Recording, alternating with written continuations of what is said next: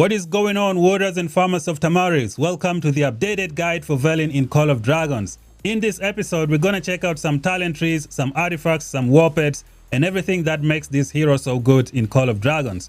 If you are still new here, make sure you like, share, subscribe, leave some comments down below. And without wasting any more time, let us find out if VELYN is still relevant in Call of Dragons.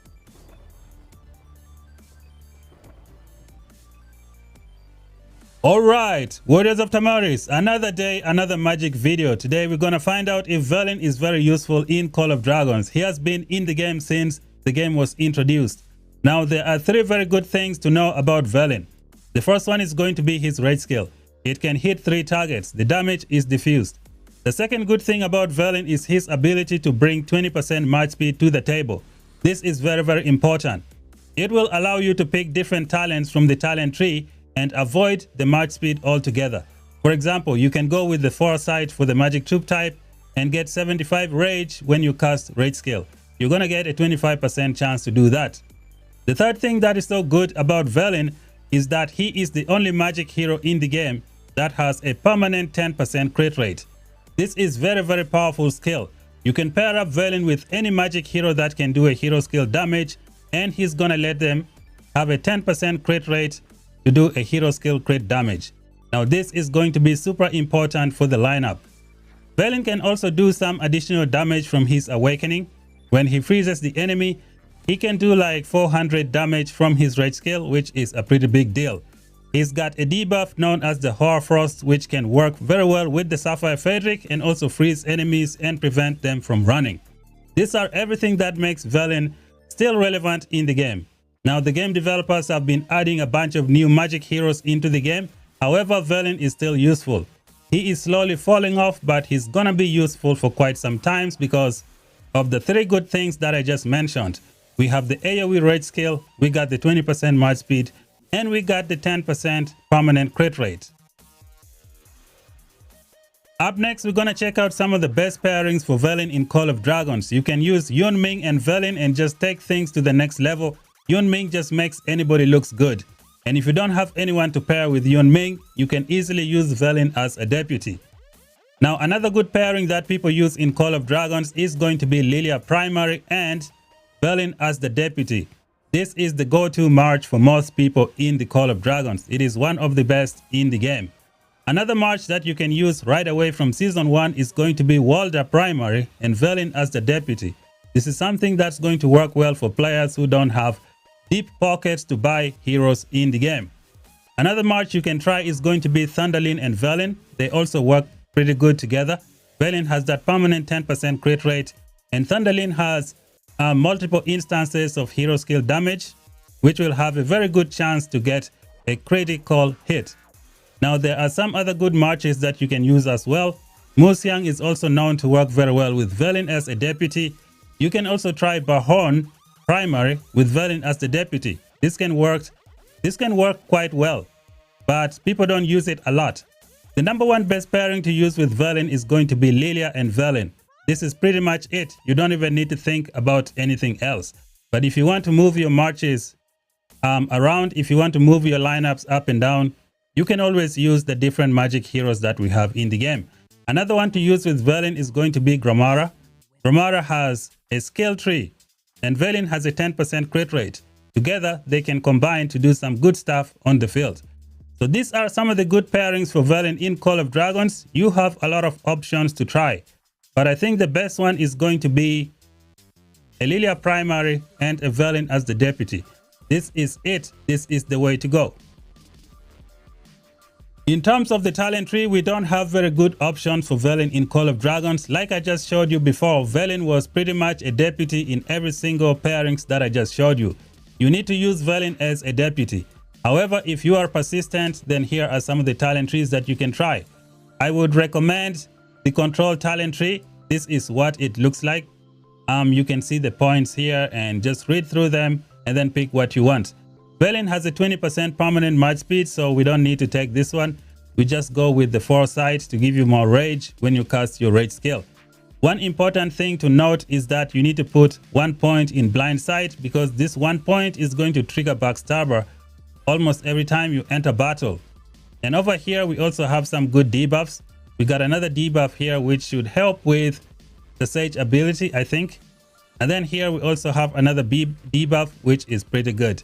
Now, this is the control talent tree for Mr. VELYN. When it comes to the magic tree, this is what it looks like. I don't think people use this a lot. Even if you look on the open field PvP, you're not going to see a lot of VELYNs running around, which is why you need to use VELYN as a deputy. And that's pretty much it. You don't need to think, just put him as the deputy and you are good to go. Another talent tree that you can try with VELYN is going to look a little something like this. Now, in this talent tree, you try to go in all the 3 different branches.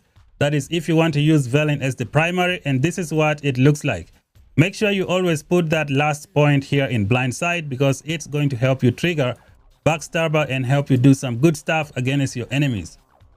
So this is pretty much everything that you need to know about the VELYN talent tree. You can use him as the deputy, and that is pretty much it. You don't need to think, put him as a deputy and he will be good to go. There are many artifacts that you can use with VELYN. The first one that comes to mind is going to be the Phoenix Eye. Unfortunately, the devs did not build a specific artifact for VELYN in Call of Dragons, so the Phoenix Eye would be the way to go. Now, if you're pairing VELYN with Lilia, you're going to put Lilia primary with the Infernal Flame, and that's going to be pretty much it. If you're going to use Yunming, you're going to put Yunming with this artifact, and that is pretty much it. If you're going to use VELYN with Thunderlin, then you might want to use the Phoenix Eye for more damage, or you can go with this one right here for more survivability on the field. Now, you can also try this artifact, but I don't think it's going to work well with your VELYN. With mages, you need something that can help you with a lot of attack. Unfortunately, VELYN does not have any attack in his skill kits, so you're going to need something that provides you with attack.